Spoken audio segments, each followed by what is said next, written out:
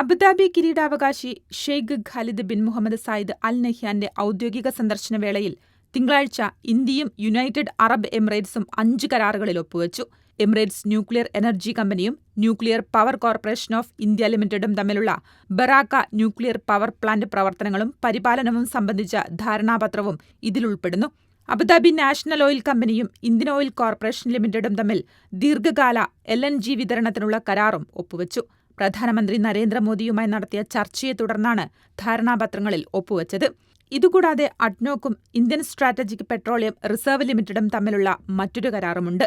4ാമത്തെ ഉടമ്പടി Abu Dhabi onshore block 1 ഊർജ ഭാരതും അഡ്നോക്കും തമ്മിലുള്ള പ്രൊഡക്ഷൻ കൺസഷൻ കരാറാണ്. ഇതിനു പുറമെ ഗുജറാത്ത് സർക്കാരും അബുദാബി ഡെവലപ്മെന്റൽ ഹോൾഡിംഗ് കമ്പനിയും ഇന്ത്യയിൽ ഫുഡ് പാർക്കുകളുടെ വികസനം സംബന്ധിച്ച് പ്രത്യേക ധാരണാപത്രത്തിലും ഒപ്പുവച്ചു.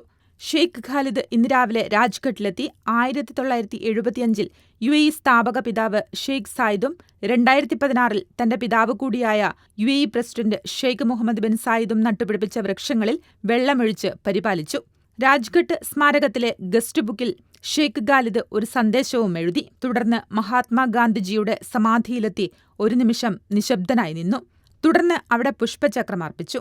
UAEയും ഇന്ത്യയും തമ്മിലുള്ള അടുത്ത ചരിത്ര സൗഹൃദത്തിന്റെ ആഴവും തുടർച്ചയും പ്രകടിപ്പിക്കുന്ന രാജ്ഘട്ട് സ്മാരക സ്ക്വയറിൽ ഷെയ്ഖ് ഖാലിദ് സൗഹൃദവൃക്ഷം നട്ടുപിടിപ്പിച്ചു.